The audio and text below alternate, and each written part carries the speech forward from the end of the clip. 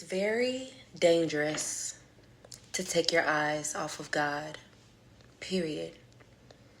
We live in a fallen world where the enemy is the ruler of the air. He is the root of those whispers leading you to temptation and deception to kill, steal, and destroy you. And if you're down and out, it don't take much to find the proof to water that seed of lack that has been planted within you. If you want to find something, you can. That's the power of our mind and the grace of God to give us choice to make our lives make sense to us. A great example of this is something called mood in music. It's the way that the music can make us feel. Two people can hear the same song, and you can get two totally different responses. Two siblings can come out of the same womb, but have diabolically different destinies and purposes, different mess ups, different journeys.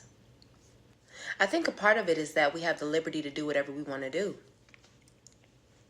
God, in His majesty and wonder, already knows your destiny, for it had been predetermined when He made all of humanity. But each life is a clean slate. Every morning, His mercies are new. Every day is never identical.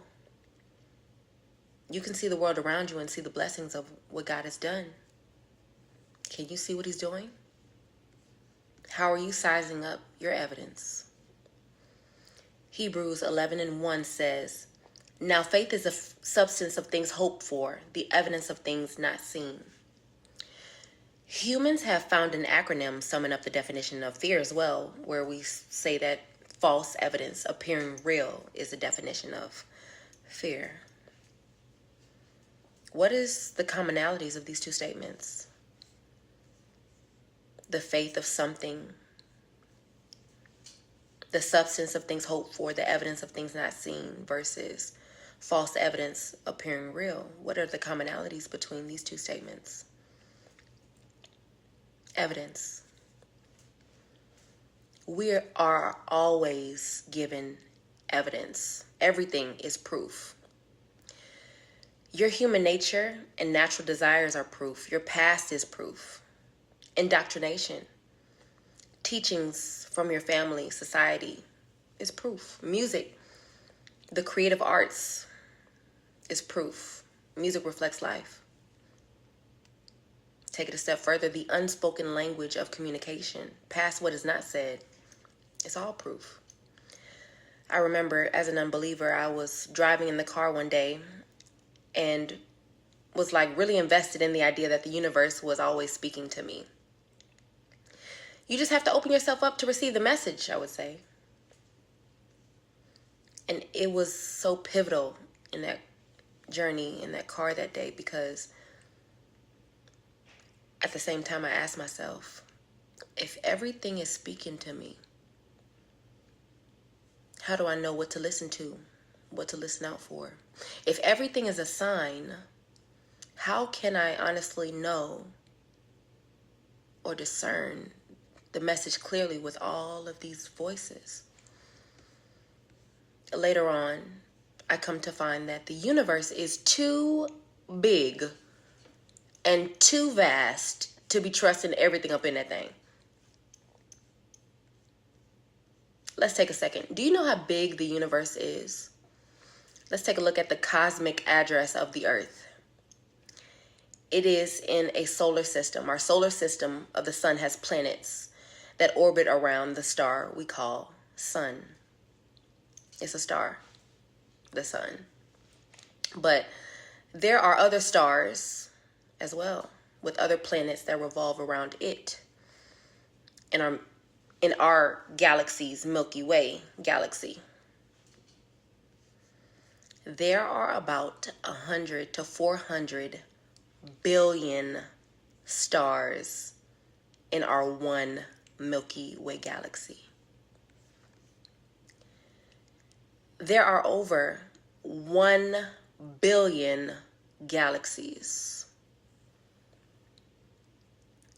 So big, scientists broke it down to our understanding through calling something such as a local group A local group is a cluster of 50 or so galaxies. So big that there's something called superclusters, a massive or more bigger collection of galaxy groups. And the Earth is just so happenly in the Virgo supercluster. And then that leaves us to our observable universe. Everything that we can theoretically see, about 93 billion light years across. And you mean to tell me that every single bingo thing in this whole entire universe is out for my betterment? I'm no scientist, I'm no mathematician, but that is not true. Every single spirit, every person, every fill in the blank is not working for your good. Not even yourself. You don't even work for your own good 100% of the time. We fall short of the glory of God all day. We are sinners. We can't even believe 100% of our own thoughts inside our heads. We have to cast down the lies in our own minds. We have to pluck the lies out of our brains. We can't trust everything that we even think.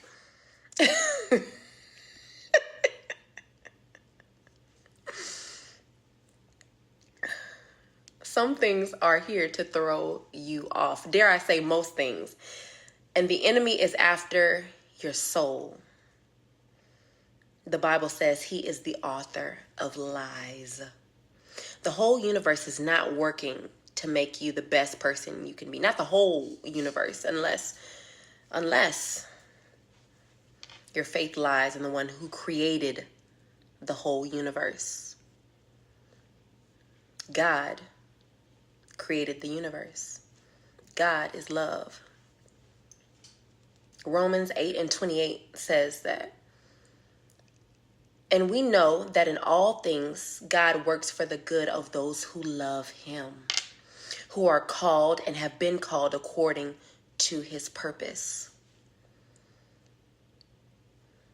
You see, fear is false evidence appearing real, but faith is confidence in what we hope for and assurance about what we do not see. Faith is more like, I can't see it, and that strengthens my belief because of the evidence pointing and affirming the direction of things hoped for. Fear, on the other hand, is like saying, I can see the evidence, but there's no truth of love. There's no truth of God. There's no truth of substance within that in which I am seeing and experiencing. False evidence appearing real. 2 Timothy 1:7 says, God does not give the spirit of fear or timidity, but of power, love, and a sound mind. You can put your faith in whatever you want. You can do whatever you choose to do, but you're not free from the consequences. He created the heavens and the earth and everything in it, including you and me. And Adam was a man created, the first man created from the dust of the earth and from the breath of life. As a believer, I dearly believe it was by no coincidence that the word Adam means earth or red. And I, even more so, am dearly convinced furthermore that there is no coincidence that the name Adam favors the same name of our basic molecular element, which we call atom. All of his creations point to the truth of God's glory. All of them. And everything is working for the good of those who love him, who have been called according to his purpose. The bridge was a faith move, evidence of things not seen. When I first saw the space, it was very hard to see all of the things around. There was no order, no space, or time for me to visually witness the promise. But the promise is the promise. And when you take your eyes off of the promise, when you take your eyes off of God, you are subject to the enemy and his plots to kill, steal, and destroy you. The enemy is against your life and against your focus. The way to the Father and the walk of the kingdom of heaven is a narrow path.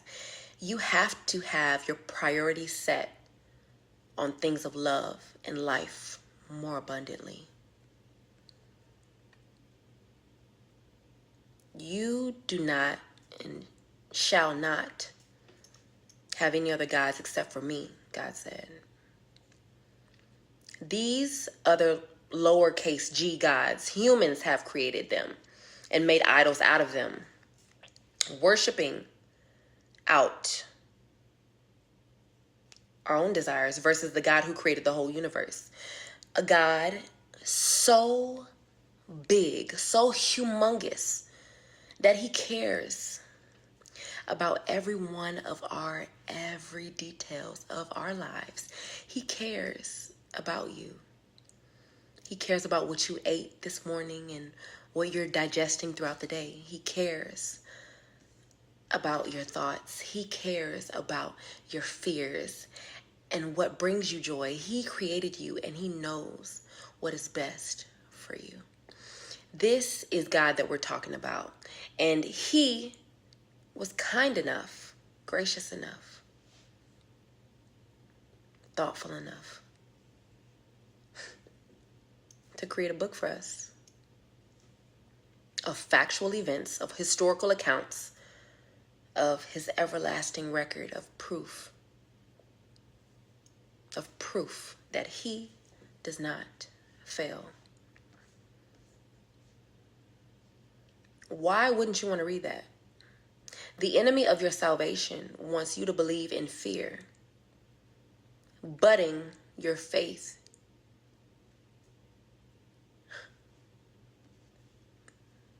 Budding into your faith and saying that, no, that's too good to be true.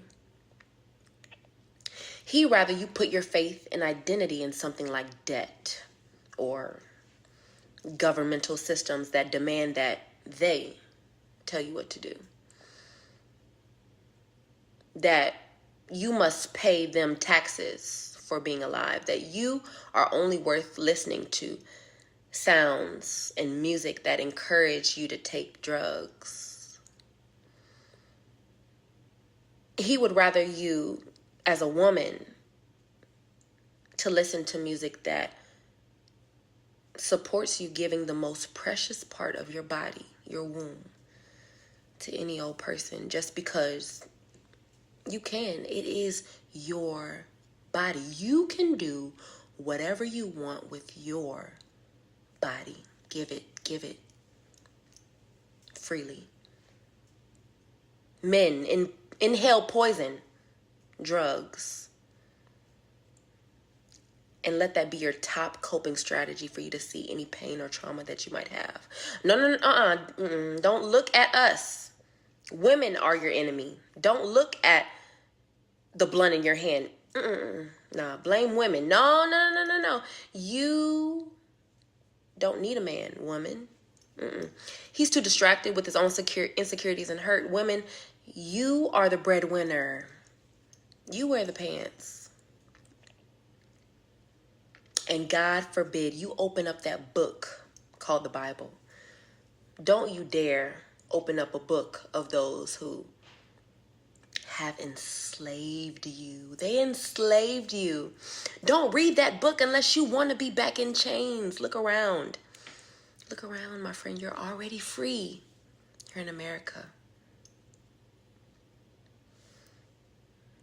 The Bible in Ephesians 6:12 said that we wrestle not against flesh and blood, but against principalities, against powers, against the rulers of the darkness of this world, against spiritual wickedness in high places. We need God. We need love. We need the Messiah, Emmanuel, Son of God, King of all kings, the Good Shepherd, the Alpha and Omega, the bread of life, the light of the world, the way, the truth, and the life. We need Jesus Christ. For if God is for us, who can be against us? For no weapon formed against you shall prosper. He is our new song. And all of his lyrics, all of his one-hit wonders of splitting the Red Sea, the bars that can set you free today is written in that word. And the more we hear his song, it becomes then a soundtrack to our lives, for we can then hear his song in our hearts throughout the day as it lives with us. We then become it. The beat of his heart, we now move our feet to, walking down a straight and narrow path to freedom. And that way will look different for all of us, but in the same vein, we're all following the light. And all the features on his tracks, he credibly notes, for even throughout the faults of their humanity, he still loves them, for he created each of his creations in his image, just like him, but nothing like anyone else. Take your fears today and give it to the Lord as a sweet offering of repentance, for he already knows it. He's just waiting on you to come back home.